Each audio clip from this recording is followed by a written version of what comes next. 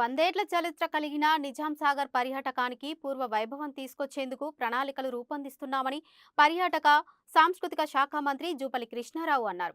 పర్యాటక ప్రమోషన్లో భాగంగా మంత్రి జూపల్లి కృష్ణారావు నిజాం సాగర్ ప్రాజెక్టును సందర్శించారు. నిజాం సాగర్లో ప్రాచీన కట్టడాలైన గోల్ బంగ్లా, గుల్గస్తా బంగ్లా, విఐపి గార్డెన్, స్విమ్మింగ్ పూల్ తదితర కట్టడాలను జుక్కల్ ఎమ్మెల్యే లక్ష్మీకాంతరావుతో కలిసి పరిశీలించారు.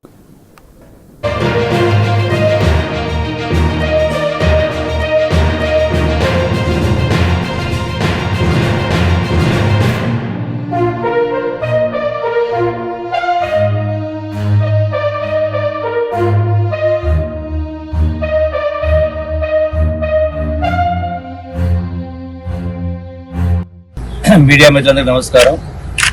ఈ రోజున టూరిజం ప్రమోషన్లో భాగంగా నిజాం సాగర్ రావడం జరిగింది.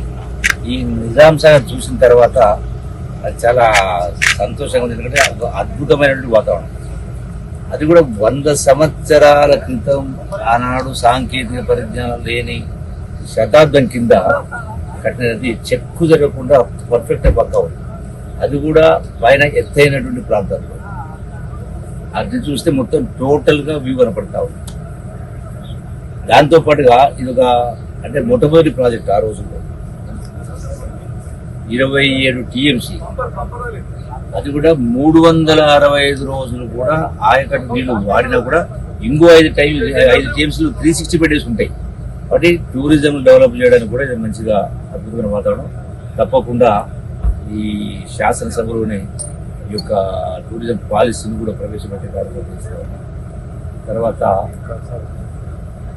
మొదటి సంవత్సరం జనవరిలోనే దీనికి సంబంధించి టెండర్స్ పిలిచే కార్యక్రమం చేసి దాన్ని పబ్లిక్ ప్రైవేట్ పార్ట్నర్షిప్ అంటే ఏ స్థాయిలో ఏ విధంగా డెవలప్ చేయాలనే కింద ఓపెన్గా డెవలప్ చేసి రకరకాల ప్రపోజ్ వస్తే వాటిని ఆమోదించగలిగి దానికి టూరిజం డెవలప్ చేసే కార్యక్రమం చేస్తారు.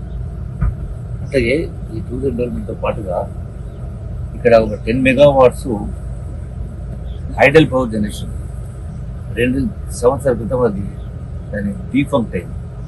సో అంటే అది కూడా పాత టెక్నాలజీ. సో దాన్ని కూడా నువ్వు హైదరాబాద్ వెళ్ళగానే అది ఎల్లుండి నుంచి అసెంబ్లీ సమావేశం కాబట్టి సంబంధిత మన డిప్యూటీ చీఫ్ మినిస్టర్ బట్టి విక్రమార్క గారికి, ఎందుకంటే వారు ఎనర్జీ మినిస్టర్ కాబట్టి